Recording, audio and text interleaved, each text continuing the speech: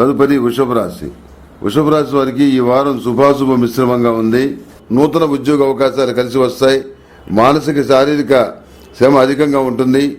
ఆహార ఉద్యోగ విషయాలకు సంబంధించిన అన్ని అంశాలను పరిగణలోకి తీసుకోండి. అశ్రద్ధ చేయకండి. అసూయాగ్రస్తమైన మనస్తత్వం కలిగిన వారికి దూరంగా ఉండటం శ్రేయస్కరం. బ్యాంకు లోన్లు మంజూరవుతాయి. విదేశీయాన వ్యవహారాల్లో జాప్యం చోటు చేసుకుంటుంది.